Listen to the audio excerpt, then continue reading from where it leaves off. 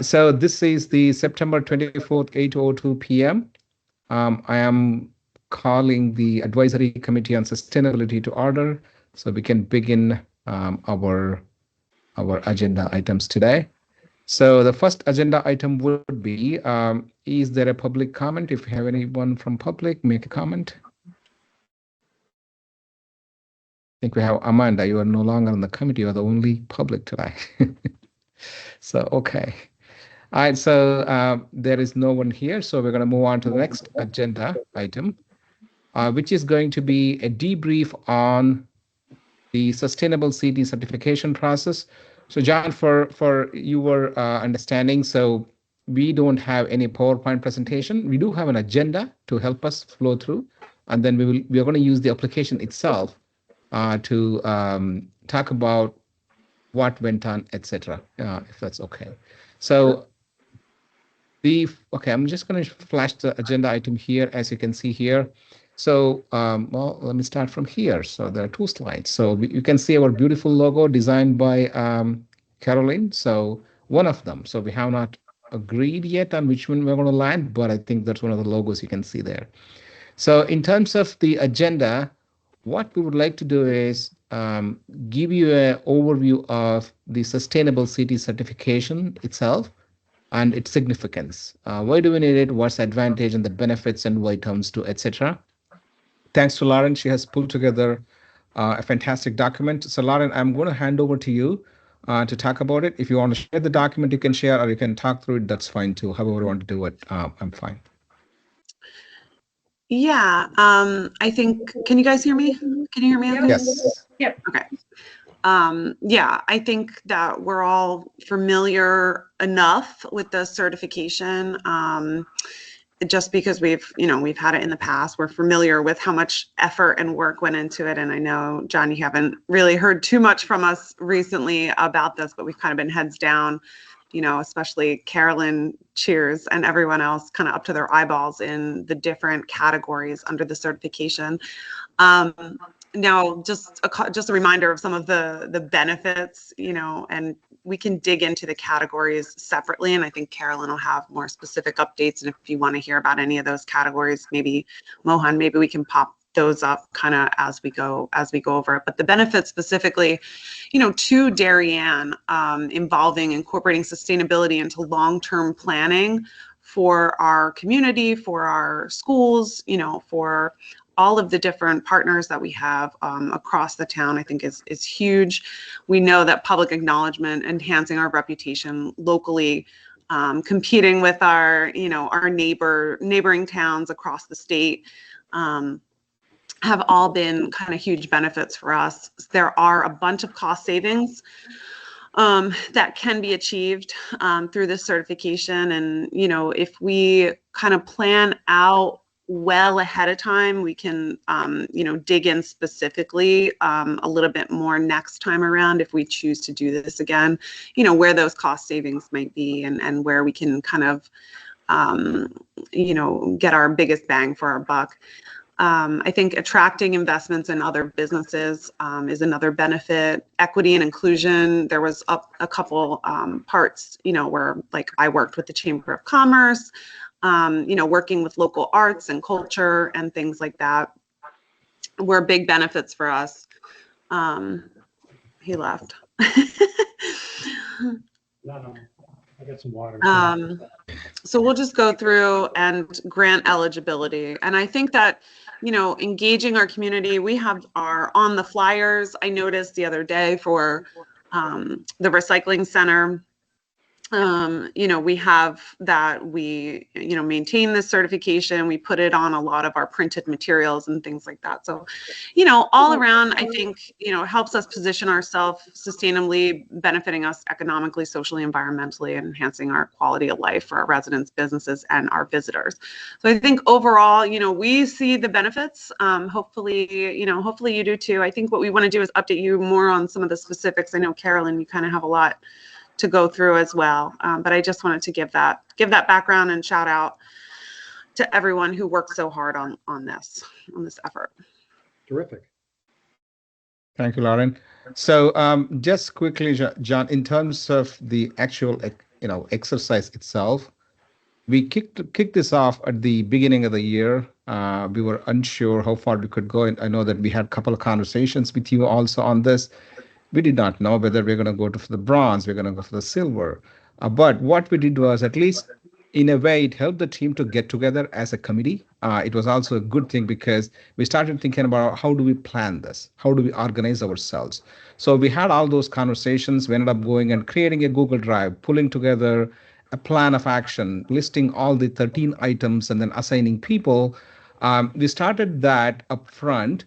And then at some point, there is so much to do. I'm just going to say big shout out for Carolyn because I don't know how many hours she put in. Just for reference, there are over 250 documents either reviewed or created and attached on all these sections. There's a tons and tons of work.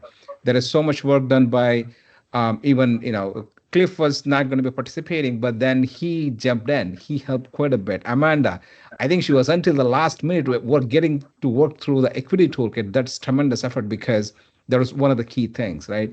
And then, Suman worked on a lot of the things to do with the school things, what happened with the suicide prevention and all of that. And Lauren, certainly, she became she was innovative. So she actually involved some of the school students through their clubs so that they could participate and contribute. We did a lot of work, but again, I think in the end, we ended up landing over 600 points. We have submitted all the documentation. A lot of it is also verified. And now we are waiting. So we are hoping we can get to 500 points. So that way we can keep our silver certification. So that's the overall theme, overall effort which went in. So what I would like to do now is really give the opportunity for each member to go through the application itself, talk about some of the things they have experienced, how they felt about it, etc. So I'm going to bring up the application. And let me see. Let me share my screen again. Sorry. So I have listed Caroline, you as the first person to go through this. So, okay. Can you all see my screen? Mm-hmm. Okay, I think this is the project plan I was referencing, John. So there's a lot of work done in here with it, like proper project execution. I'm just going to go here, the application.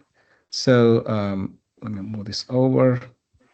So here is how the application looks. Certainly, you can see all the points which are here. 60 points is what we are making a claim for, and we'll see how many we get.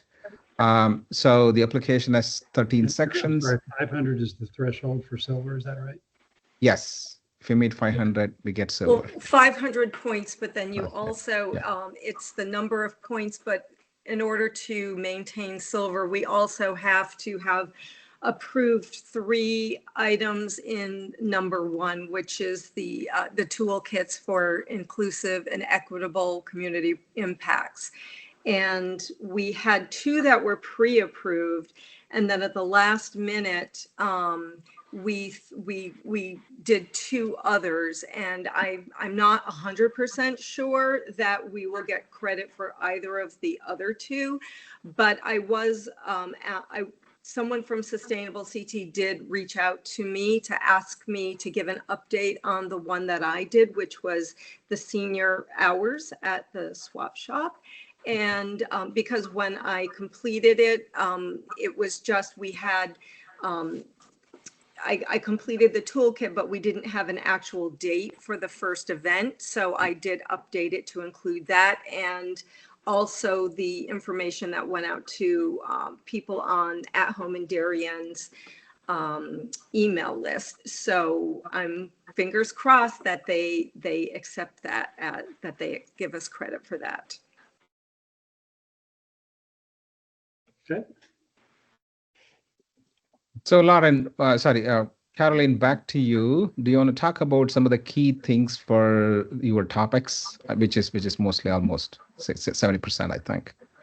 I mean, I wasn't really sure what what we were going to talk about, how we were going to talk about the application. I mean, I think it was a little bit of a challenge this year because no one on the committee had really been through this process before. It's every 3 years.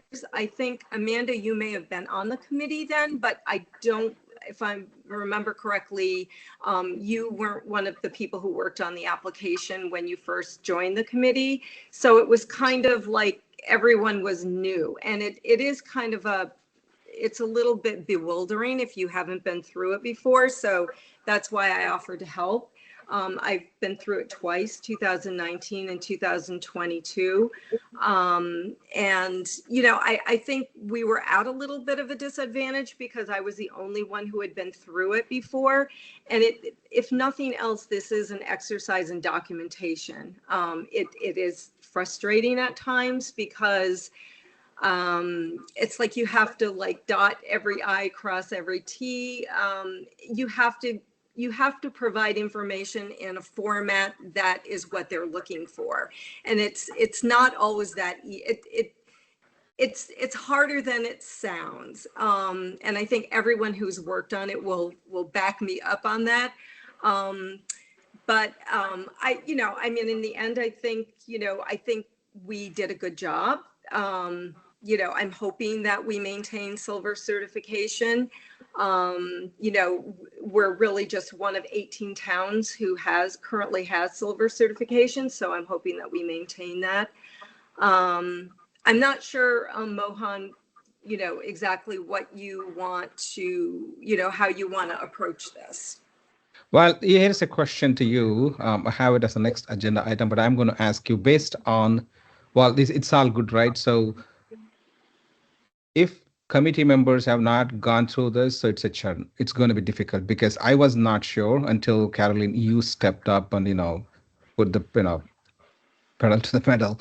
I did not know if we can get it through August. I was thinking maybe we won't. Maybe it's going to be March. So it's a very, very involved process because we need to talk to a lot of people. One of the things we had talked about was for the future years, if we want to pursue this, potentially, we will need probably a better approach in terms of really who should be doing this, because a lot of the information we are collecting is really coming from existing town assets. If those are already there, one of the things I think we had talked about was, is it possible to automate that process? For example, if there is some information coming through Parks and Rec, if they know this is important for the certification, can they easily compile and make it available instead of we having to chase things of that nature? So that's what I wanted to hear, Caroline. Anything else we could recommend to the Selectmen's Committee? Well, so I would think about it in a slightly different way. So like the area that I'm most conversant in is like waste management, like recycling and waste management, which falls, under category 9, strategic materials management. That was a very easy section for me to do because that's an area that I've just worked on a lot. I know a lot about it. I know how to get the information to provide for the application. I think going forward, what I think might be helpful is if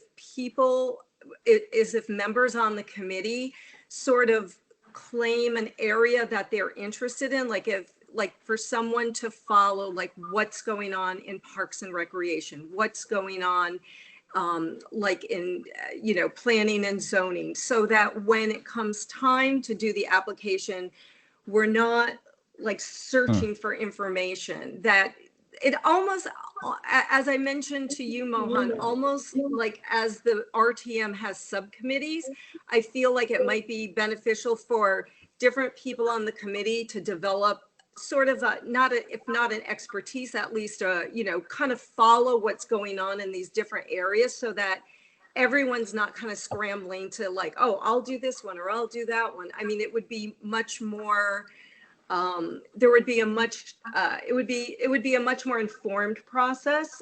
People would already know like what areas they would be completing the application, that they would be completing the application. I think that would be helpful. And also because a lot of times you get credit for like doing educational outreach to the community and or like workshops and things like that. it's sometimes very difficult to do that within the span of a few months of the application's deadline. But if you've been following Parks and Rec, for example, and you know that having, like a seminar, or, collaborating with the library, for example, and having a speaker on a certain topic that might get us points. I think that's the way, I think that might be a good approach. Yeah, Lara? I just want to add to what Carolyn's saying.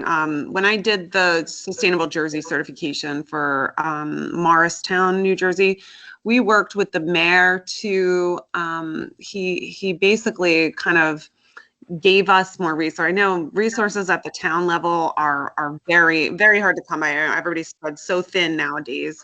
But these people know their jobs better than anyone else. And so once we were able to, educate, let's just say, the Parks and Rec department on what was needed under the certification, they could assign someone, to work specifically with us, because they know what they're doing. We know what the certification, requires. And then we come together and we work together. And that was kind of like the best of all worlds, to have like ongoing meetings and partnerships and things like that. And that collaboration made life a lot easier in obtaining certification from my experience. I think, getting a little bit help from personnel resources at the town would be very helpful and make this streamlined effort, in my opinion. So there's I think- a couple things I Amanda? would add. Is now a good time? Yes, please go on. Yeah. So for this whole application, I focused on the toolkits, a couple of those, and then kind of the mental health, some of the activities and cultural assets in town. And basically for those, and for a lot of this, you need a town participation, a municipal participation, and that could be either through marketing and Facebook, Instagram, or it could be offering space, or it could be attending. So if you attend an event, or Park and Rec attends an event, that counts towards points. And there were a fair amount of activities where the town municipals didn't participate in one of those areas. That could be the library, that could be the school district.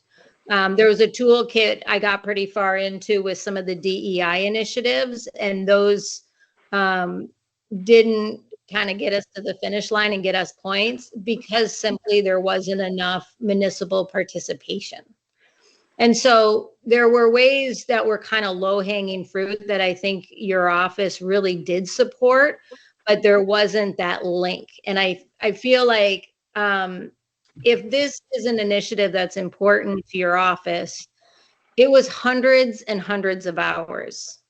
For sure. I asked one of the high school kids how many hours they put into it, and he had put in 20 hours by that point, and he was a quarter way through. So it's really a big initiative that we need to organize as a committee, and then we need the support of your office and the municipal to kind of get us the information we need and keep us in mind, or this process in mind, when they're marketing, or when we have space, right? We had Armel and Coffee do a kid march for diversity that ended at the town hall. That's a lovely event that points because town hall was involved.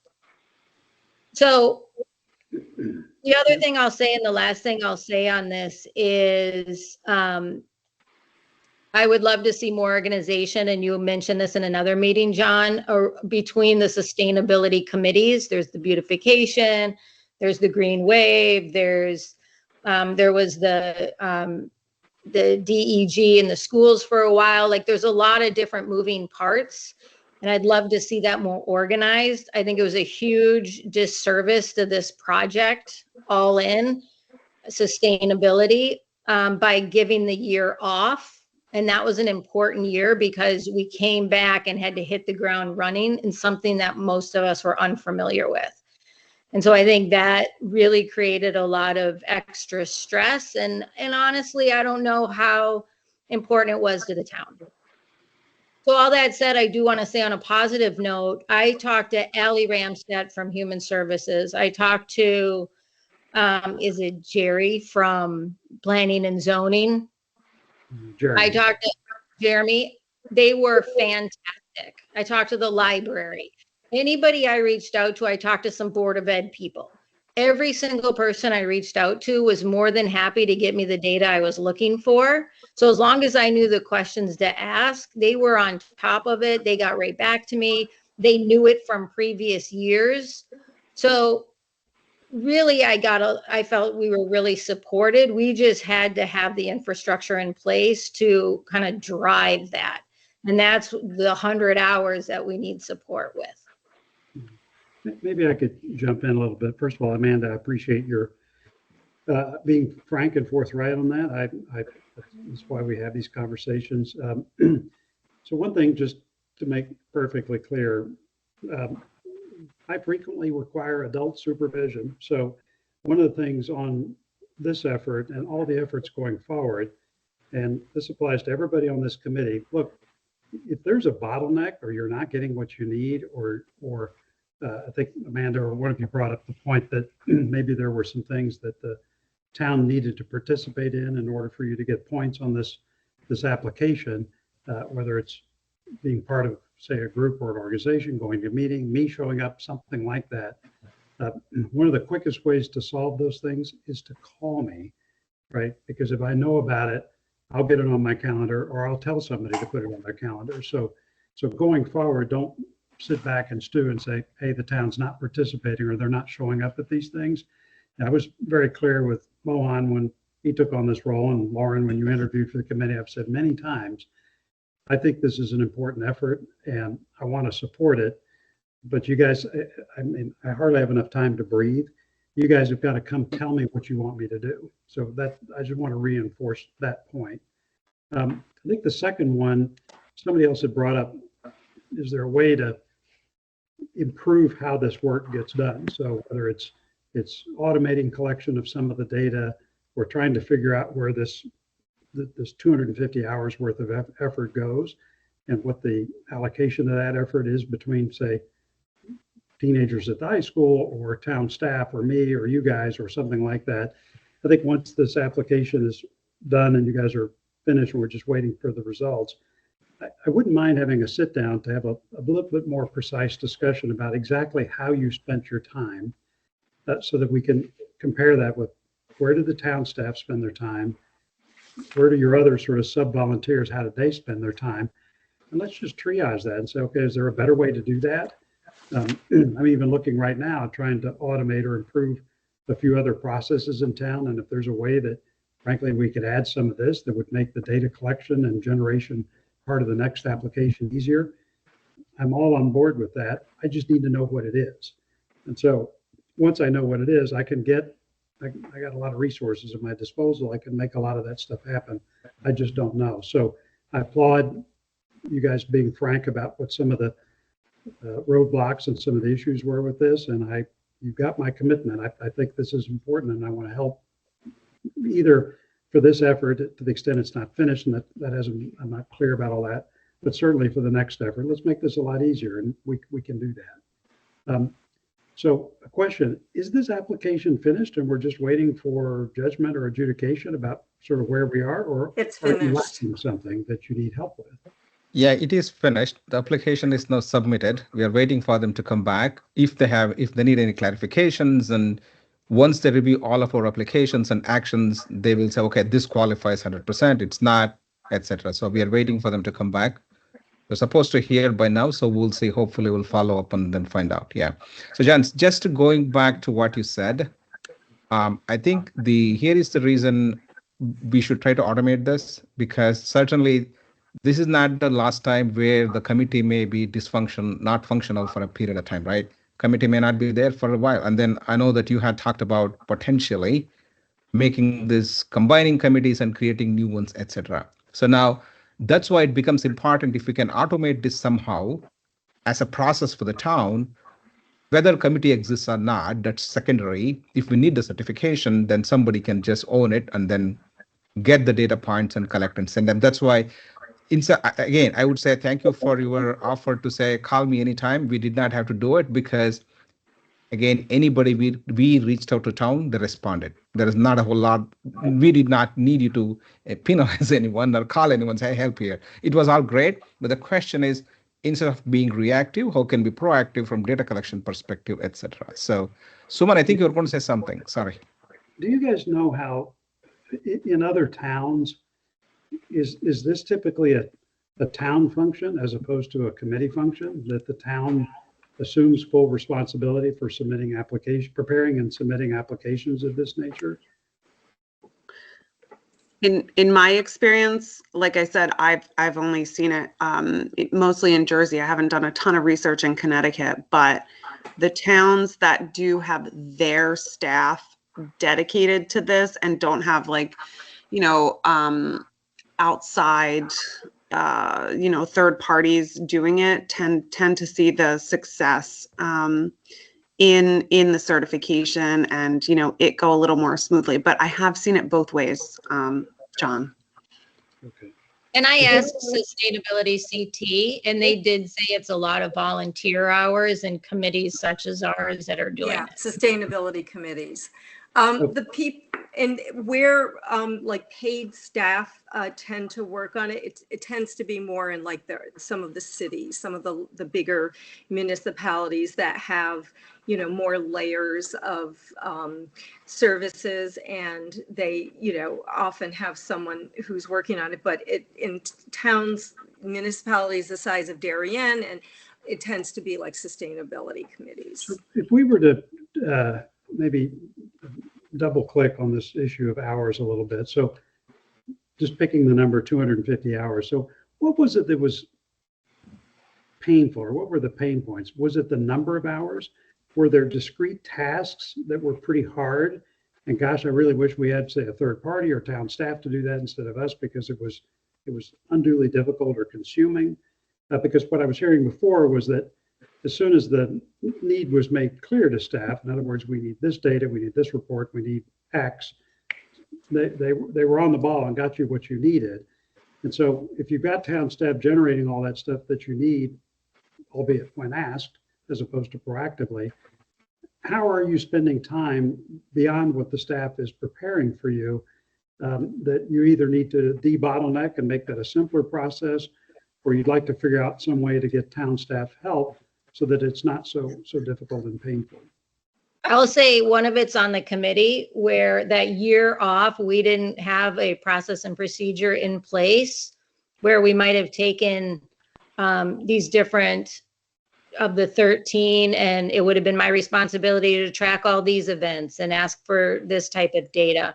And so this committee needs a process and procedure in place that should really start now. Yeah, so that I when agree. in years we're up for application again, we have a good sense of what's been going on, rather than having to get reactive again. So that's definitely one thing.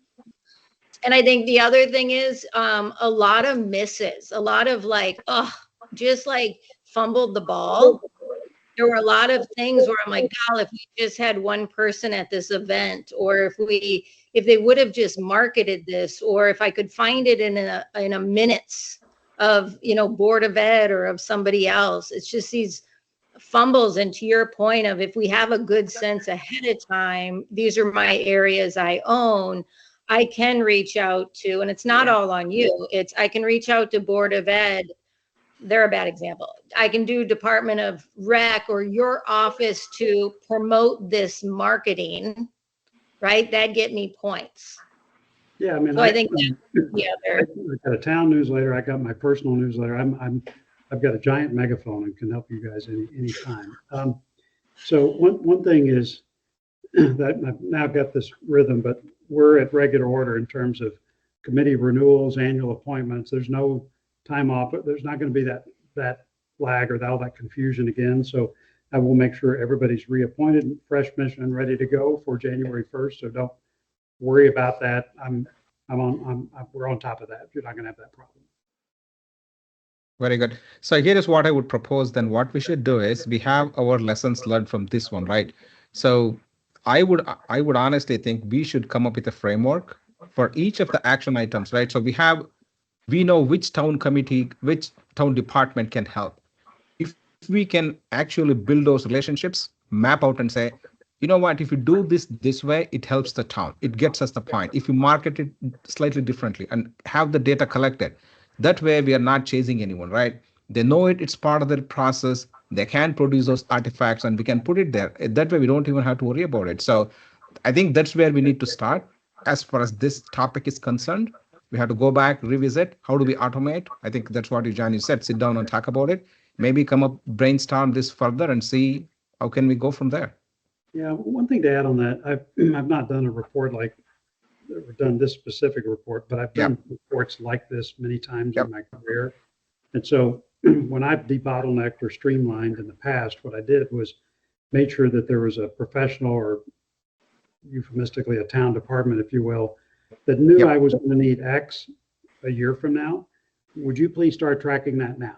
Right. Yes. So pursuant to this discussion, for example, meeting attendance, or did somebody go, or here are these things, could you make sure their staff, so we have a presence there, and could you record that? So when I come back in a year and I ask for that report, it's done, right? They've tracked it and it's dated, numbered, and all that, just the way you want it. And so a big part of the automation may be, in fact, specifying what you want this year, so that 2-3 years from now, when we start to work on it, you got it, right? Those reports exist. That's what's helped me. Maybe something like that would help you guys. To some degree, but I mean, one of the problems with that is that the application changes every year. Not always so much, but you know, you can't necessarily say a year from now I need X, Y, and Z, because the requirements for the action item might change entirely, which some of them have. And you might not always know what you're going to need in the future. But I mean, certainly like with the ones that Amanda. I feel your pain. Carolyn, Yeah. do you think there are some basic building blocks, though, that sustainable CT goes back and refers to? I mean, that's kind of, I kind of got that gist. Yeah, like okay, if we have this, then the next time around, we know they're going to build on that, you know, natural resources management plan, water management plan, like whatever it is, waste management, you know, like those specific building blocks that are like the crux of, you know, what they might branch off. That's why I was saying earlier, Lauren, that I think that if each committee member like becomes sort of, you know, very familiar with one part of the application, they can kind of be on the lookout for that, and they can kind of work with that department to get the information, you know, whether it's you know, has to do with, you know, mental health, or you know, strategic materials management, you know, planning and zoning. The planning and zoning ones were hard to do because Craig Flaherty did a lot of those on the prior two applications. And so there wasn't anyone on the committee who was like super familiar with that. So I did them. They were hard. They were hard because you have, it's not just a question, John, of like contacting. I would say every department head that I reached out to was above and beyond in terms of helpfulness. The question, though, is like, you don't always know exactly what you're looking for. Like, you have to read these it's like a jigsaw puzzle. You know, it's not like it's asking for this and then you're like, oh, Jeremy, can I have, you know, X, Y? It's like, you've got to read through this and you've got to understand what they're looking for. And then you've got to understand all the pieces that it needs. And so it's, again, like I said earlier, it doesn't sound hard, but in practice, it is hard, I think. And this is the third time I've done it. If this were obvious and easy, every time would be platinum and no one would care. Exactly. And then certainly external dependencies, right? For example, we had to talk to Eversource to get some of the energy data for us. It took us like 3 meetings because we met with them first, and then they're like, okay, I don't know, let me bring in other people, because they needed to figure out what exactly it was. Those all take time. It's just that it's a little of a slog. But again, Once you figure it out, it's easy. But to get there, Yeah. what exactly is needed, whether it satisfies the application criteria. So those are some of the bottlenecks. That's why you end up spinning a bit until you get But there. Mohan, that's a perfect example of Yeah. something that changed on this application from the Yep. prior two applications, because previously we worked with an expert at UConn who Correct. kind of Yes. ran that for us. We didn't have to Right. deal with EverSource. Right. But The although way once you figured it, EverSource solution is much easier because we don't need an external consultant. We don't have to work with UConn now.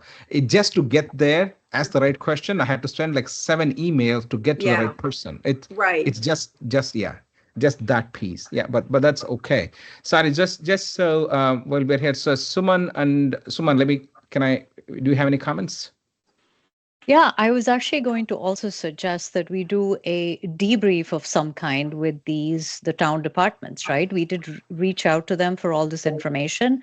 They've Yep. sent it to us, and I echo the same feedback, which is they were all helpful. I did reach out to Jeremy specifically and received whatever information that I wanted. So I do think there's worth in going back to them and showing them the depth of this work that was done and how it all ended up, right? They need to know that the information that they provided, for example, if I'm sitting in planning and zoning and responding to questions, they ended up impacting, let's say, 5 or 6 different areas within the application.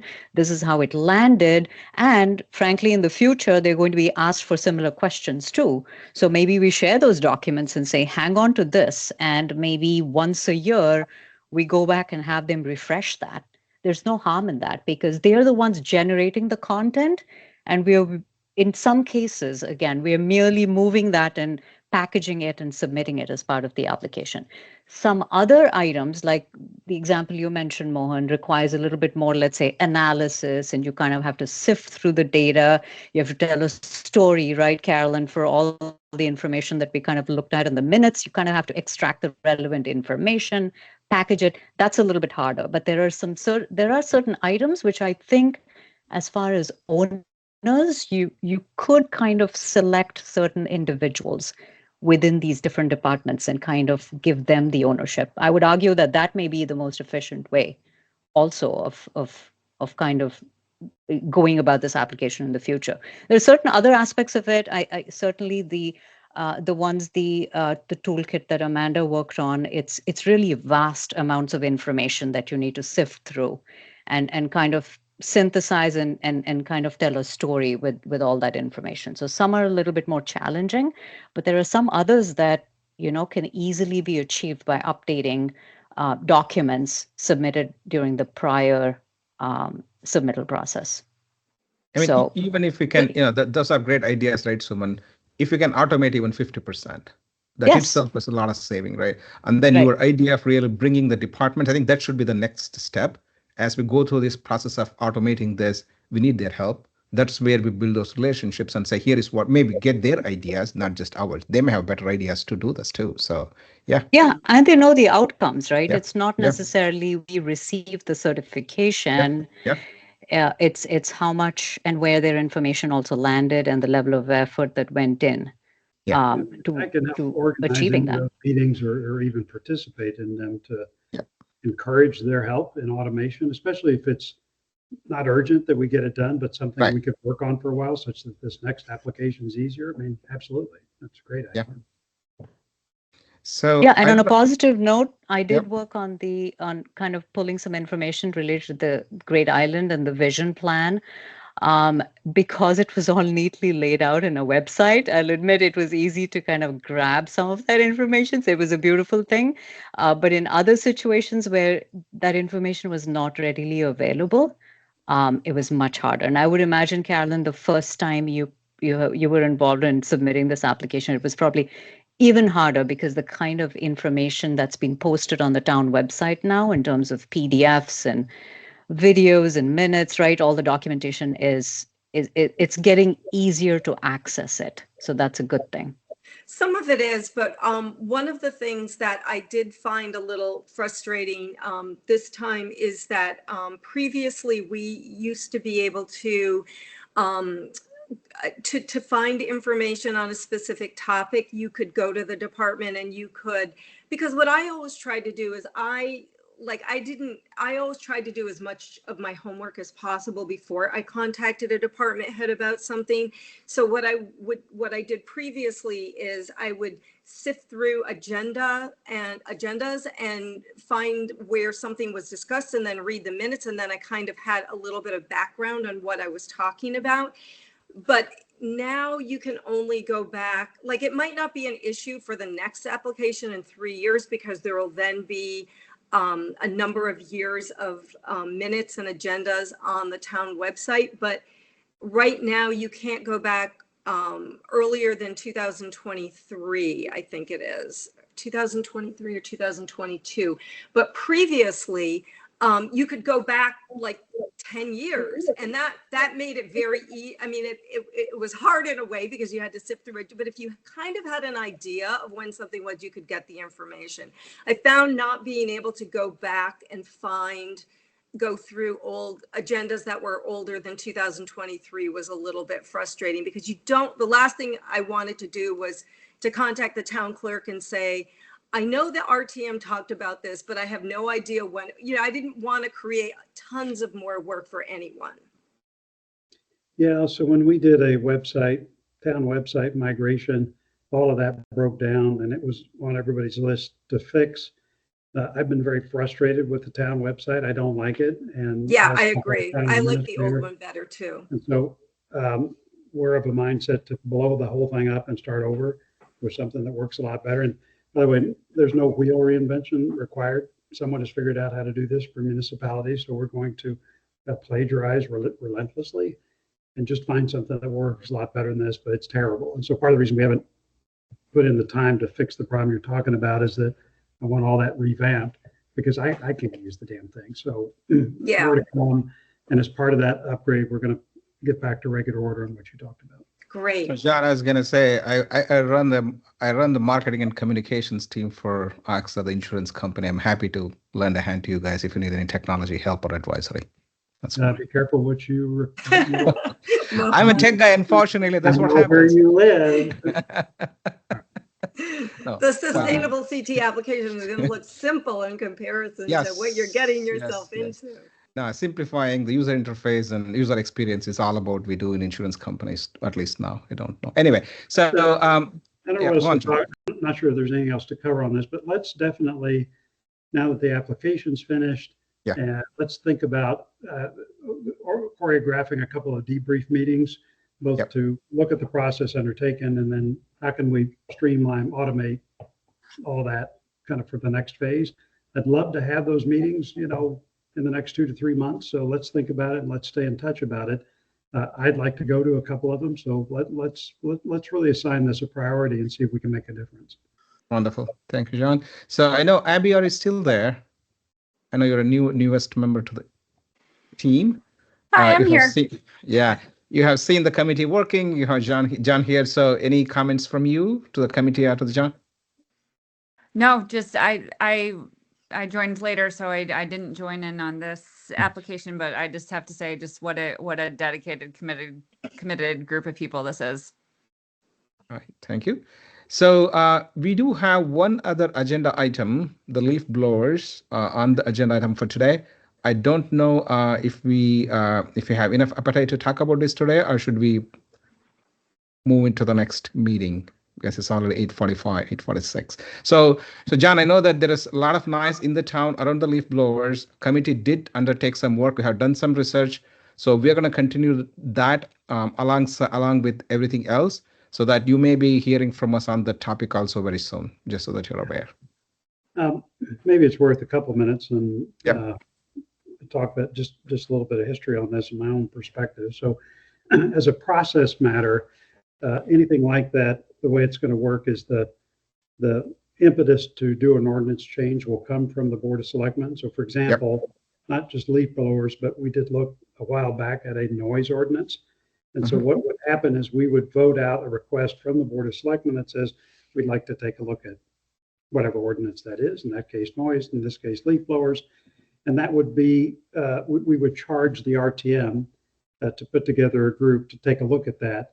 And it's actually at the RTM level that a change in the town's ordinances would be made. So that's just from a process standpoint how that works. Yep. We did get launch an effort to look at a noise ordinance last year. There was a committee in the RTM. It was Mac Patrick and I think Frank Kemp, frankly, that looked at that carefully. And they did surveys. They did a ton of work on that, which if you guys don't have, we should arrange for you to see so you can see what they looked at. Most of the complaints about noise in town, particularly as received by the police department, believe it or not, was not leaf blowers. It was parties. Tons of complaints about that. That's actually where most people were complaining about noise. So the problem with enforcing noises at parties, by the time the police would show up, a lot of times the noise was off or the party was over or it was difficult to enforce. But it wasn't that people were complaining about leaf blowers per se. That said, I know that there are varying degrees of restrictions that have been passed by other towns, ranging from outright bans to bans during certain times of the year, to permitting them at all times except for, but within certain operating hours, all of that. My one experience with that is that I've got a landscaper that does our work, and I saw one of these guys using an electric leaf blower last year. And so I went and asked him about it, and I said, "What's up with this? This is great." And he said, "Well, it is a little heavier, but he said, I can use it most of the day. It's good for light work. So unless it's really heavy, just sort of during the year, like not fall with a lot of leaves," he says, "this thing works fine." And they are slowly and surely getting better. And so when I heard that story, my general mindset on this, I'm just one voice, is that I love the idea of adoption when something works well. I'm reminded of a picture I saw once where it was a photograph of a busy avenue in New York City about 1900.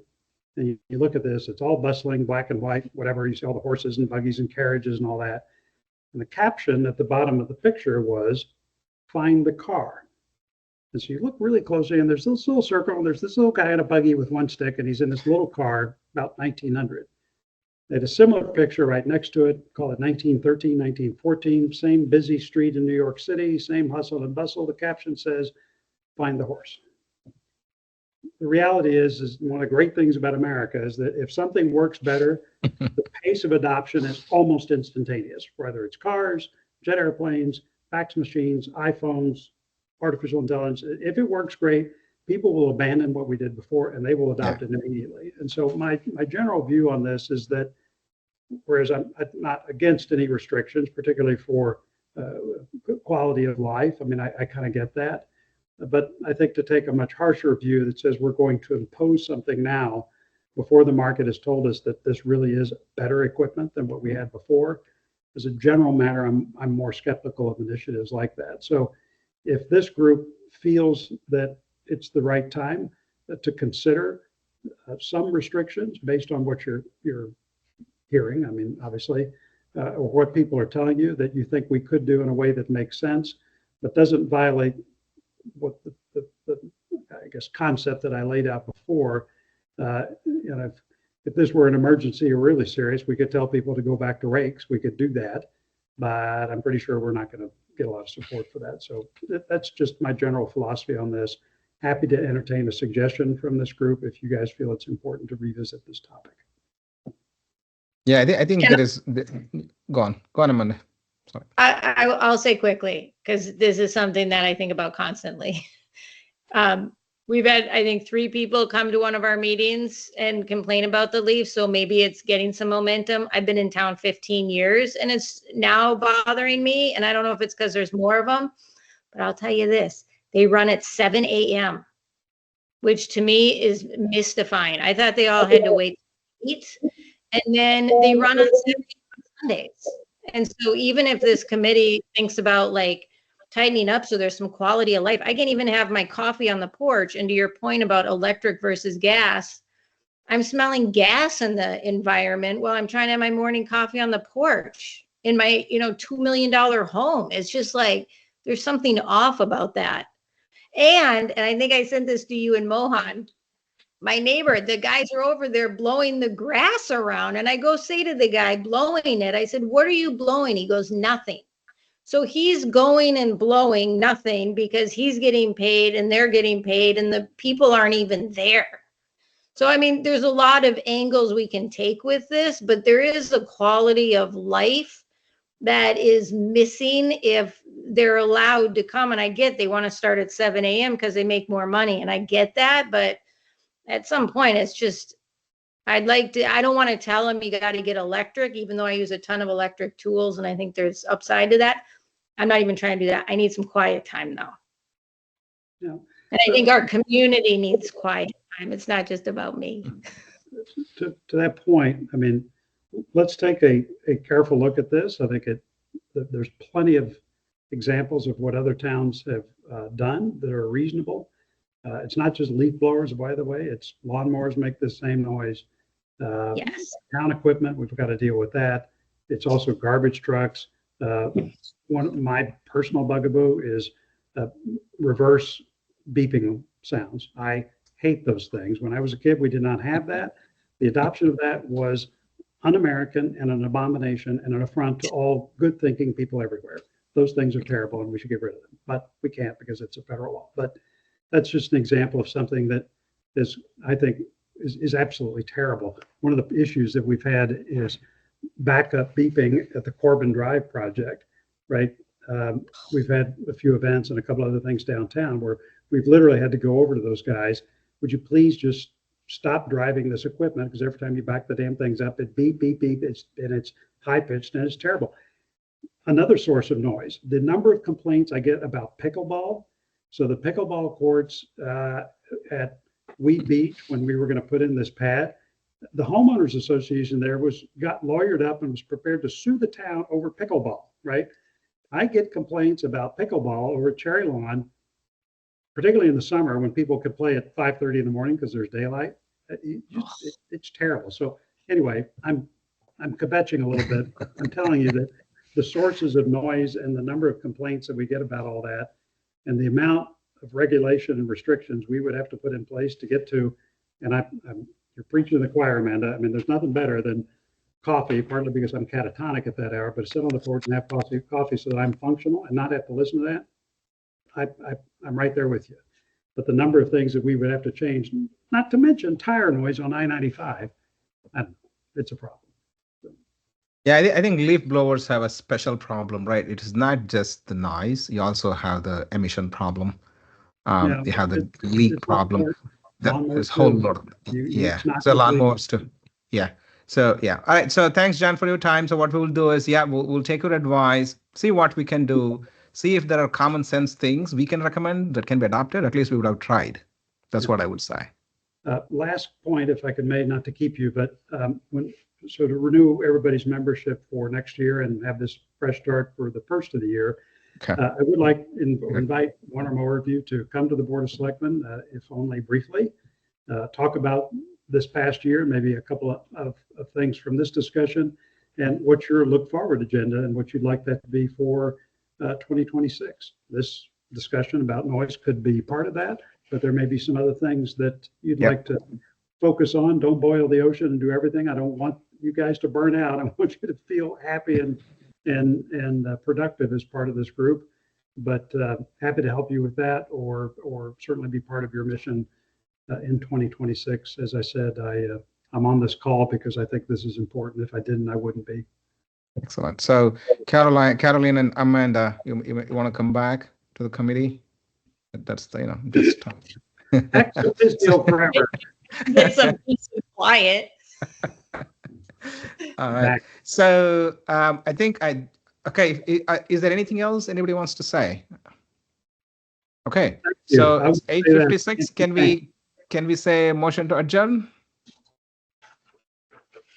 Second. Anybody seconds the motion? Yeah, second. Okay. All right. Thank you all. Have a good night. Thanks, John, for your time, and then we'll be in touch. Thanks, team. Take care. Thanks, everyone. Bye. Good night. Thank you.